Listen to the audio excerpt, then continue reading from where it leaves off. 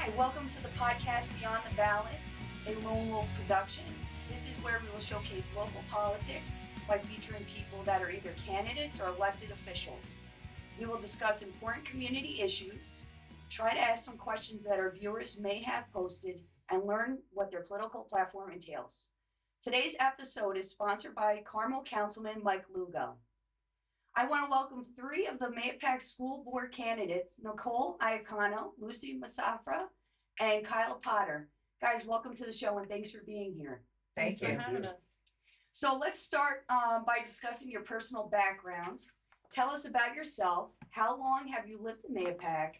Do you or have you had any children attend the Mahopac School District? Hi, Dee. Thank you for inviting us to your podcast. A little bit about myself. I'm a resident of Mahopac for over 40 years. I graduated from Mahopac High School. I'm married with 3 children who all graduated from Mahopac.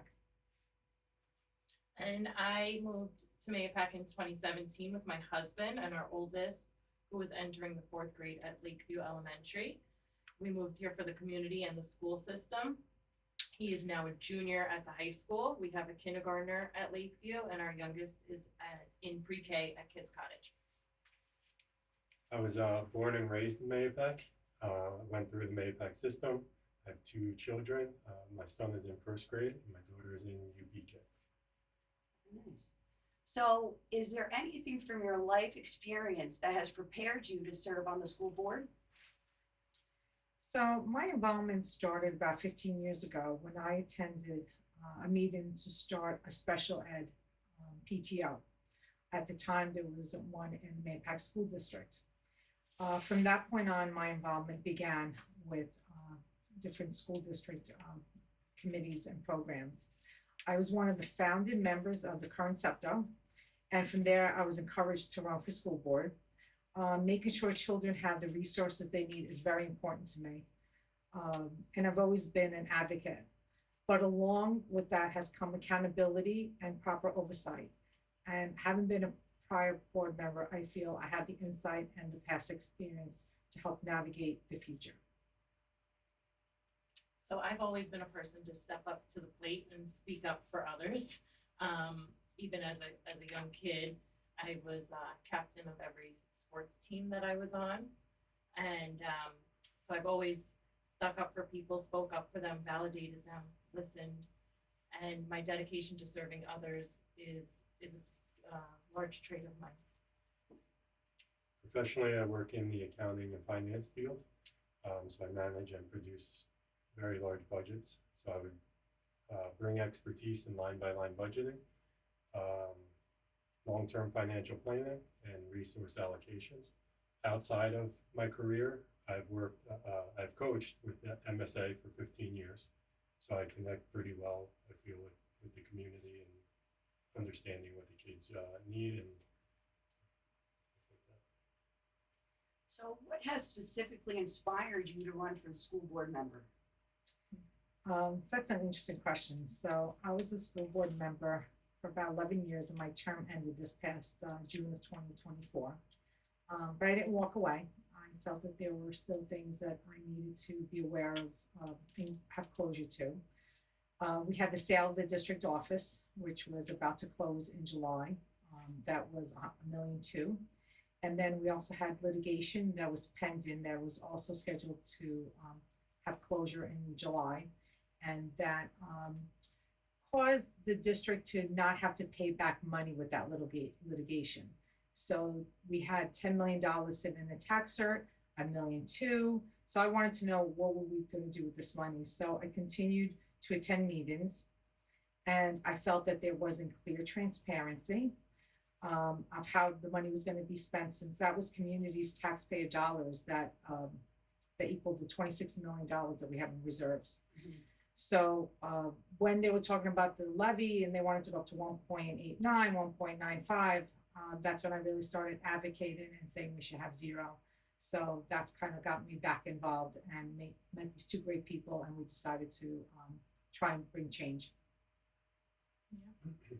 I first actually went to a meeting in March of last year when UPK was starting up, and my kid's school was the school that was being displaced from the building. So it hit home for me. And when I went to the meeting, it was very clear that not every preschool that was offered a RFP to bid on didn't have all the same information. So to me, once my eyes are open to something like that, it's hard to turn and walk away. So ever since then, I've attended every board meeting and subcommittee meeting. Yeah, I mean, our superintendent at, what meeting was it? It was the special meeting even said that we Oh, we deserve got an an award. attendance award Attendance for, award yeah, for the most attending the attended most meetings. But that's what brought me into attending the meetings, and I just, after watching, I feel like we need better leadership, and someone to speak up for the community, so. Being in finance and accounting, I took a special interest in the budget. As Lucy mentioned, with the extra funds that we had and the sale of the school admin building, there really is no reason why we wouldn't have a zero based budget. So that's pretty much what got me interested, and then listening to the actual meetings, there is some serious change that needs to take place. I'm gonna go a little rogue right now, but Sure. like, what is the reasoning for the increase regardless of what is in the reserve? Does anyone have an answer for that? So from the budgeting aspect, they take, like, so we got $1.4 million extra state aid. So they roll over what they anticipate their needs are, and then there's a formula from the state that says, what is the max cap that you could go up to? And I think this year was a little bit over 2%. So when you hear them say, oh, we didn't go to the cap, because when you go to the cap, that means you may not necessarily need all that money, but the state says you could go up to that dollar amount.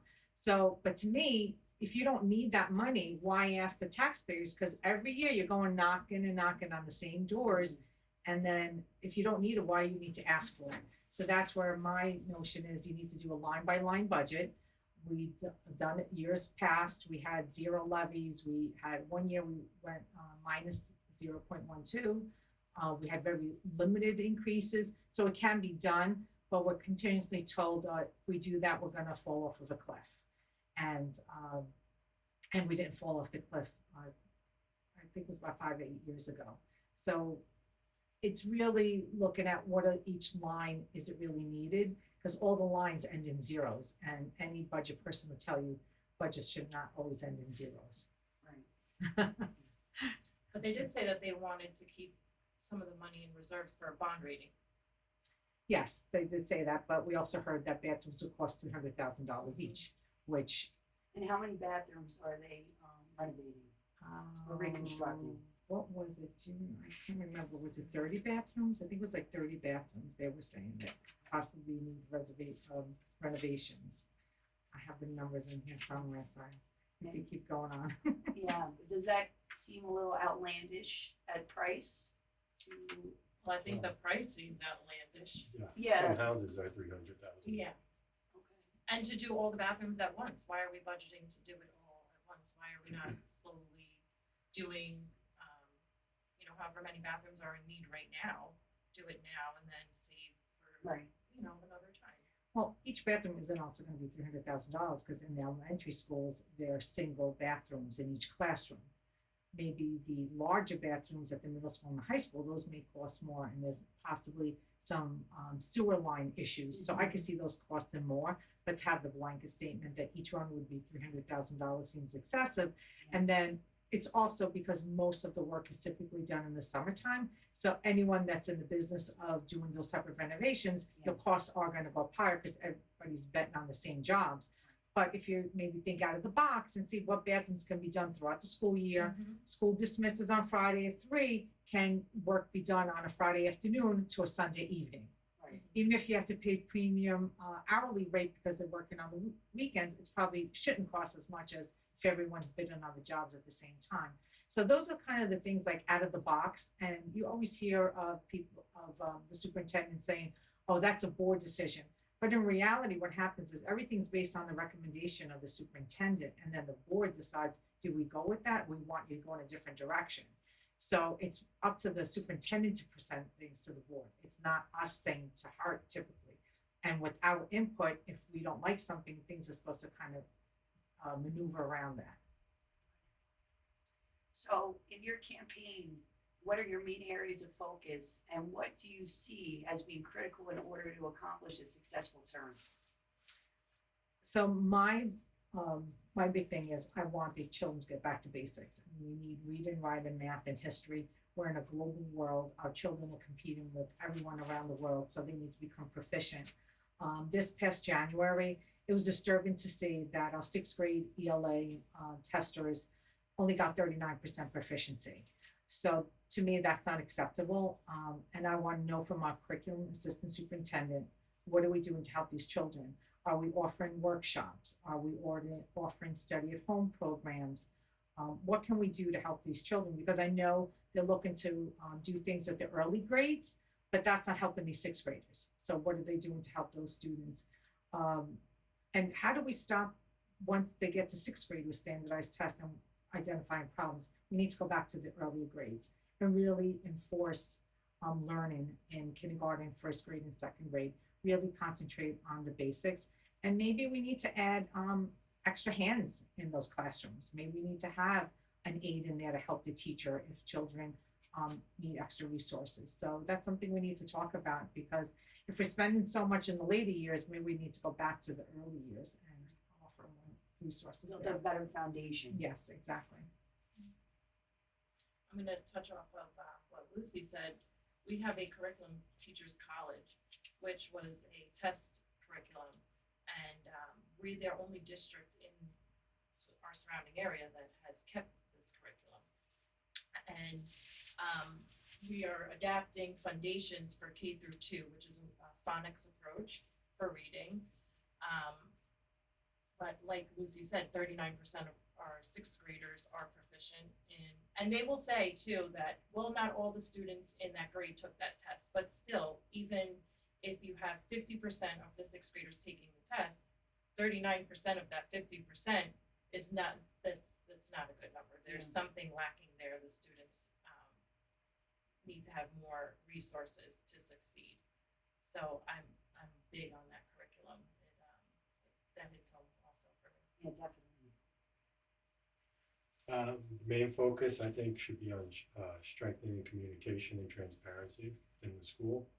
I feel it's essential for parents to feel heard and respected and involved in the decisions that impact their children. Every decision should prioritize our students while also being fair and responsible to our taxpayers. Building trust through open dialogue and clear, honest communication will be what's successful in this term. So I asked, you go first. I just wanted to add something to it, because I didn't talk about the taxpayers in that question. I wanted to add, for our taxpayers, we need to go back to a zero-based budget line. We can't do rollovers anymore. It was done in the past, as I said before, it could be done again. And we really need to have board members that really address the concerns of the community. I think we've gone too far away from that. I think the community really needs to be more involved. We have board subcommittees that we really need to invite the community to those meetings and really have good dialogue of where we want to see the direction of the school, because just us can't do it. This is a community thing. So we have to bring it back to all of us trying to do it together. And I think the community wants to be involved. They really do. That's They what I just was gonna don't ask. have the knowledge and the And information navigating at how to attend right. these meetings, to look up information, to find a policy, to see what should be being done, to see our curriculum. There's no scope and sequence on our website, on our district website, where parents can go and say, hey, oh, in October my child is learning this, in December my child is learning that, which connects the families to the district, which in turn helps the student.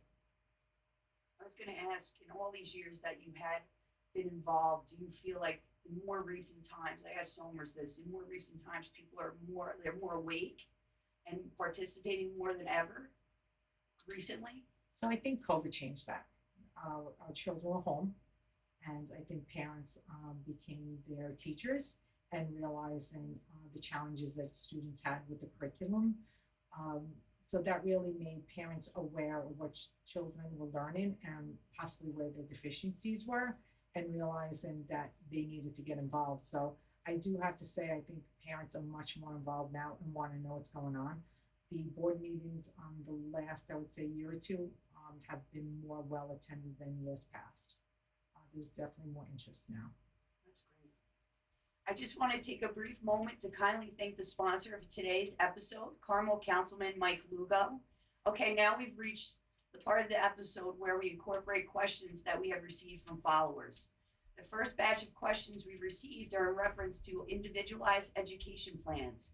How can you make sure resources are allocated properly to support IEP's implementation, including specialized staff and materials?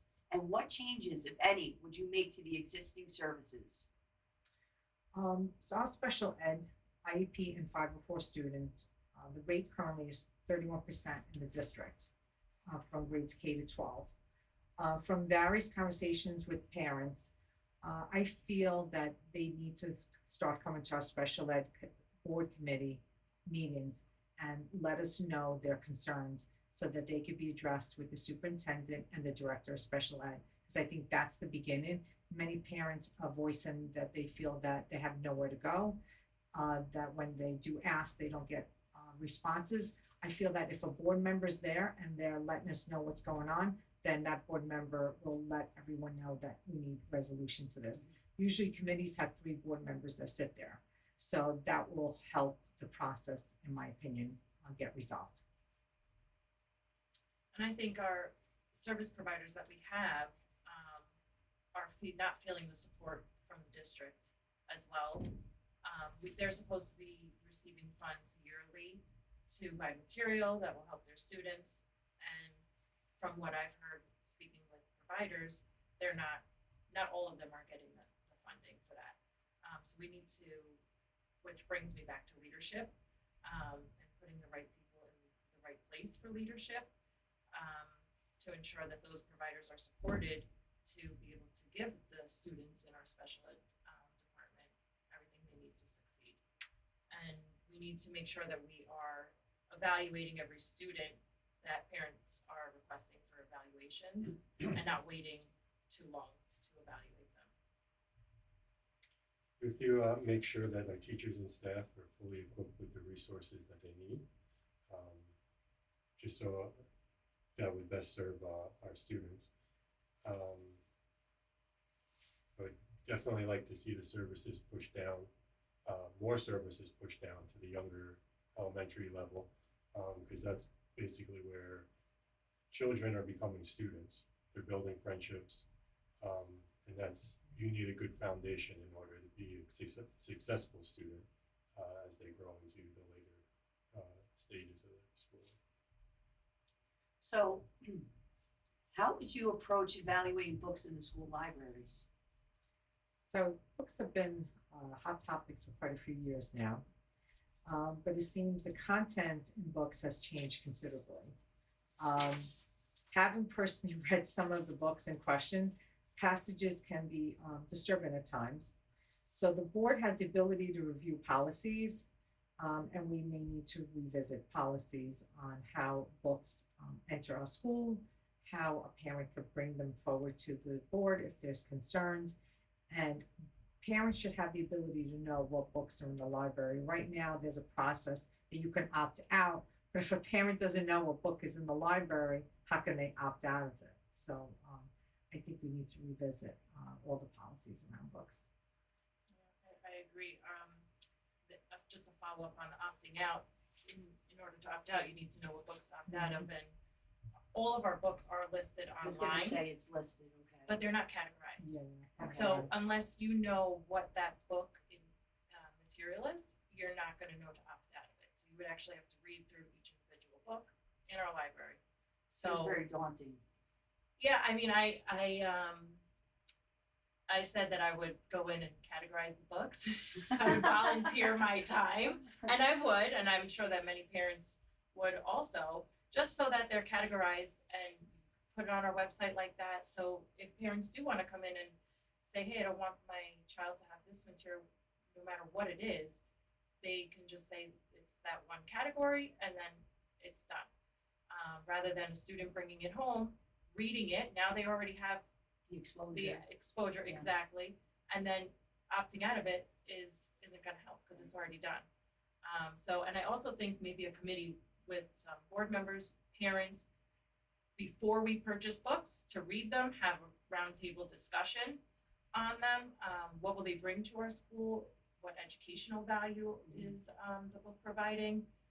So I think that's a big one to ask for the community's input on books. So I agree with both Lucy and Nicole. Honestly, I didn't even know there was a list of books out there. Even that could be communicated out to parents, especially so they even know what to look for. Going through the books, they would like to be whatever's inside the books, so they know without having to research everything that's in the book or something that's in there. But yeah, I definitely agree that parents should have the right to opt out of these books and at least know what's in the library. Yeah, we need to have parents be able to dictate what they want their Mhm. children to be exposed to at Yeah. different times of stages of their life. I mean, it's a parent's responsibility till they're 18, right? So we should have a say in what and how our children, what they have exposure to. Definitely. So, how would you resolve conflict on the board? So the Mahopac School Board is made of 9 people, and you're gonna have 9 different viewpoints, and getting to the middle ground is sometimes challenging. Personally, I'm a person of facts, and I feel if you have facts supporting your opinion, this should sometimes bring collaboration, but in some cases it doesn't, and you may never change someone's mind. So with 9, you need a majority of 5. I was just gonna So ask hopefully, that. if you Okay. convince 5 people with collaboration, you can move forward. I think a difference in opinion isn't really conflict. And no one's ever, 9 people are never going to agree at once. So I think discussion, facts, homework, go speak to the community, because a lot of times there's decisions that are being made on the community's behalf, and we need to survey them and speak with them before making decisions. And sometimes our opinions are not what the community wants, but we have to go for what the community is saying. And like Lucy said, majority vote wins. So I think just stand by your opinion and be okay with what comes out of it and try to do our best. And just to add something to that, there's been recent discussions in board meetings where when there's a voting meeting, board member is saying, oh, I want to have a discussion, and then another board member is saying, well, why didn't you bring this up before? The reality is your vote on the day when it's time to vote can be changed anytime. So if you were in a work session and you felt that, okay, this made sense, but you leave that work session 3-4 days later, you may have found new information out that at that time you feel that your vote wants to change, you can change your vote at the last minute, contrary to what has been discussed at many times. So that's an important thing to know as a board member. And I think to respect each other, because I've seen some situations where Phony baloney. disrespect between board members, it's live streamed or recorded and then posted later. We're there for the kids, we're there for the community. We can't be speaking down to each other the way that I've seen. And speaking down to community members who have different opinions as well. That's important. Right, at the end of the day, everyone should have good intentions and advocate for the students and for the families in the community. Because you get voted in, you're supposed to represent the community. Right. I mean, the decisions are pretty simple. You should ask yourself 2 questions. Is it what's best for the kids, and is it fair to the taxpayers? Absolutely. I mean, if you can answer yes to both of those, then the decisions are pretty easy. I agree. That's a good one. Mm-hmm. Speaking of government funding, the state is mandating that Mahopac School District purchases new school buses that must be 100% zero emission electric buses, beginning July 1st, 2027, and the entire fleet by 2035. what is your stance on the EV school bus mandate? EV school buses on paper sound good, but may not be realistic. I was told a local town trialed an EV DPW truck, which is supposed to have 6 hours of battery life, and it stopped after 45 minutes. So the terrain and the weather in the Hudson Valley really is not, makes it unrealistic to operate. In addition, we don't have the infrastructure to support this. Right now, they're doing study to see what would be needed at our bus garage to even allow for the electrical ports, and what would you do when a bus is out? What happens if the battery goes? How would they then get a battery pack to them? Who would be on standby? There's so many other aspects to it, and who's going to pay for all this? At the end of the day, Taxpayer. who's the taxpayer? We all are. Do we really need that at this time? Technology isn't there, and if the company that's making these buses is possibly not even in business, who's going to produce these buses? And the cost, a regular bus right now is about 150,000. I think an EV bus they're estimating about 350. Yeah, Mhm. yeah. So, and then it's just So it's like being tone deaf. I mean, most people I talk to are really against the notion of an EV bus, and we're the taxpayers, and we're still going to be footing the bill at the end of the day. And these buses, to my understanding is that they're actually tested down in Florida, and those are optimal temperatures down Mhm. there for them to operate. So up here, as you know, we have long winters, so it's not like you said, it's not realistic. And it's also flat in Florida. Exactly. We're, Yeah. we're Oh my hills, goodness. you know, Yeah. you gotta go up and down hills. We also would take field trips and sports, and we have to travel sometimes an hour down for a sports game, and then they have to wait for that sports game to finish to come back, and you have to make sure you have enough charge. I think I heard the same story, and the charge took 12 hours to get Oh, fully wow. charged back up after the 45-minute run. Yeah, that's true, because when the bus drivers do runs, they'll do a bus run, drop off the kids at home, go back to the schools, pick Yeah. up kids, bring them to a sporting event, wait a couple of hours, bring them back, and maybe sometimes in other Yeah, they're cases they have to go pick up someone else. But if they don't have the charge, then what happens? Right, I mean, stranded. they're gonna Maybe be stranded stranded. children. And let's also talk about the safety. Yeah, I was just gonna aspect say of we're it. not yeah. even addressing You know, that. there's these batteries that they have in them, and they catch fire. You can't put them out. So how safe is it to put our most precious Precious cargo assets. on an electric bus and pray that they're okay? I wouldn't put my child on No. that bus, and I don't think any of the surrounding districts would not fight against that. But we need to make sure our school district does fight against that. We can't have a mascot situation again. Yeah, can't fall to another mandate. Yeah. So another hot topic has been the 2025-2026 proposed budget for the school and the tax levy. A public hearing was held on May 6th, in which the district presented the proposed budget increase of 1.89% and tax levy increase of 1%.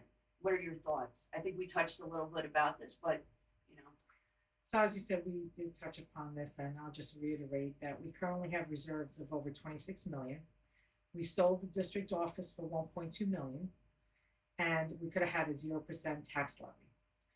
But per the presentation this past week of May 6th, they noted that if the budget is defeated on May 20th, and we have to go to contingency, it is required that they would need to reduce the budget by 954,358, and that would mean possible staff reductions, increased class size, and reduction of extracurricular and eliminate equipment expenditures. But we could use the 1.2 million, and that would be an easy solution. But one thing that was not mentioned at the May 6th meeting, there could be a revote, and the revote would be in June. And at that time, the board could decide to use that 1.2 million, and it would be a zero level. So those are the options that are out there. So if we gets defeated on May 20th, it doesn't go to automatic contingency. There could be a revote. so there's still hope There's still for hope. us, okay? Exactly. Because I heard that they equated it, people that were in favor of it equated to just a cup of coffee. It's just gonna be a cup of coffee, Cup of um, coffee a day. yeah. A comment Oh, didn't go a over cup of to coffee the is a community. luxury, right? Yeah, that's what It's a a lot of necessity community for many. members were Yeah. saying, yeah. Which comes into, the community spoke, there were so many people that attended these finance meetings and work sessions, and they spoke and they asked for 0% or even 0.5%, some were willing to settle on. And I don't think the board really heard them, cared about their opinion on that, which I feel is a problem. The community's the ones paying for it. You have taxpayer dollars. Right. They're asking you not to tax them again. Use the money that you received for a litigation that's no longer, right? So you have money in an account that's for one thing and it's not being used for that. And, not listening to the community, especially in this area. NISEC, like my whole house is electric. I got hit with, I got slammed with these huge bills, January, February, and so you just keep adding up the expenses. And so I think people, New York State, a lot of people are leaving the state because it's becoming too expensive. And so also the younger families, how are they gonna afford living here? What's the enrollment? Well, our enrollment, they'll say, is not down and that it's been steady for the last 5 years. But our incoming kindergarten was 277 students. But we've had graduating classes with over 500 students. So in the last 5 years, yeah, we've been steady, Right. but that's after COVID, right? So, and we've had an uptick in homeschool in our district. There's a lot of students that I run into that are homeschooled, because they prefer to do that over public school. So our enrollment is it's down. Right. It's down. So something also to keep in mind is that we were told in the school year 2019-20, that when the levy had to increase because of pending litigation with New York City, like the watershed. So that litigation ended this past July, so it took quite a few years to get the resolution. So that's why our levies had increased so we could put money away. That's why the tax cert account has a 10 million. Since that litigation is over, we shouldn't be at those higher levels because you're not putting that money aside anymore for that litigation. Now, there's discussion that they want to put money aside to repair some of the buildings instead of going out for another capital bond, which I understand, but there has to be a balance of that. You just can't take it all and say, well, we want to just do all these things with it. Our buildings do need bathrooms and they need lockers and there are other things that need to be addressed, but it has to be done appropriately and balanced with the community. Right. And what do you say over there? Sorry. How do you get those two cents? No, They took them all, but, I mean, it should have been a no-brainer. We had the funds, we had the sale, everyone knew that. I mean, it's gotta be eventually you gotta give back to the taxpayers. I mean, they took for 8 years, like you mentioned, and at least give something back. I also think that parents and the parents of kids that are in school, if our school district was blue ribbon and had 90% proficiency in ELA and math, it wouldn't feel like such a hit to be at 1%, but because we're not there, 1% is, we would like where is it going towards? It's not What are we reflecting. doing? It's not Yeah. reflecting. Yeah. It's not for the students. So I just wanted to add that. Good point. And lastly, why should they vote for you? I have to say experience and commitment. During my previous time on the board, I worked hard to balance these two priorities. I always protected taxpayer resources while ensuring our students had the tools and support that they needed to succeed. I'm ready to bring back the same experience and commitment back to the board, but at this time we need change. Along with myself, Nicole and Kyle, we can make it happen. As long as everyone comes out on May 20th and votes 1, 2, 3 on the ballot. I'm dedicated. I want the best for our kids and our community, our teachers and staff. I would love for them to feel supported. I'll always be an ear for anybody who wants to heard. And like Lucy said, we need change on this board and in our district in totality, and 1, 2, 3 will be that change. Our schools, we need some serious change. And I know the three of us will fight for our students, the taxpayers, the teachers, but we'll always be transparent, honest, and fiscally responsible. So you did touch that on that the election is May 20th. Is there early voting, and where do people go to vote? So voting is on Tuesday, May 20th at Mahopac High School from 6 in the morning to 9 o'clock at night. The best resource is to go to mahopac.org to the district clerk page, and there she has all information on absentee ballots, early voting, and when all this information needs to be picked up by and returned by. So it's mahopac.org, district clerk page. Okay, so that concludes this episode. Thank you guys. Thank you, Lucy, Nicole, Kyle, for being on the show, and I wish you the best of luck. If anyone, a small business owner or individual would be interested in sponsoring future episodes, please contact us for details. All right, thank you for watching the podcast Beyond the Ballot. Like, subscribe, and leave us your comments or any questions that you might have for future guests. Thank you. Thanks for having us. Thank you.